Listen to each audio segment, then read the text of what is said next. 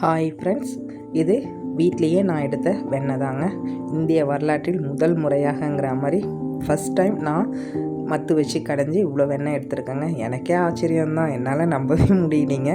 தீபாவளிக்கு வேண்டிய வெண்ணெயை நான் வீட்லேயே எடுத்துட்டேங்க. எப்பொழுதுமே எங்கள் அம்மா தான் வந்து எனக்கு தயிர் கடைஞ்சி கொடுப்பாங்க. அவங்க தான் எடுப்பாங்க, அதை நான் பார்க்க கூட மாட்டேன். ஆனால் இந்த ட்ரிப்பு வீடியோ காலில் கேட்டு நானே செஞ்சேங்க.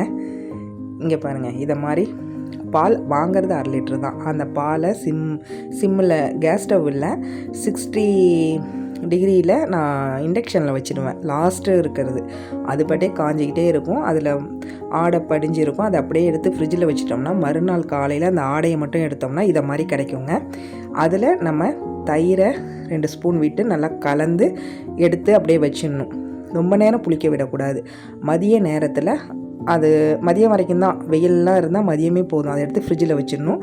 அதுக்கப்புறம் மறுநாள் எடுத்து இதை மாதிரி ஆடையை தனித்தனியாக கலெக்ட் பண்ணி வச்சுக்கணுங்க. இது எல்லாமே அதை மாதிரி நான் எடுத்து வச்ச ஆடை மட்டும்தான்.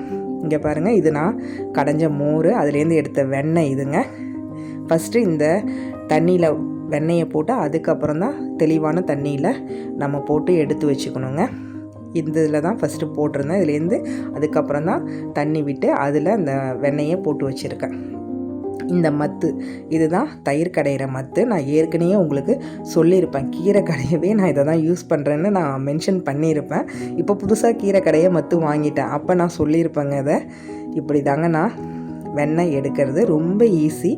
1/2 லிட்ரு பாலுனாலும் அதை நமக்கு முறையாக காய்ச்சி அந்த ஆடையை எடுத்து ஊற்றி ஃப்ரிட்ஜில் வச்சுட்டு தான் மறுபடி தான் அந்த ஆடையை நம்ம தயிர் ஆனதுக்கப்புறம் அந்த ஆடையை வந்து நம்ம எடுத்து தனியாக கலெக்ட் பண்ணி வைக்கணுங்க. அப்போ தான் அது நல்லா திக் லேயராக நமக்கு கிடைக்கும். தீபாவளிக்கு வேண்டிய வெண்ணெய் வீட்லேயே ரெடிங்க. தேங்க்ஸ் ஃபார் வாட்சிங்.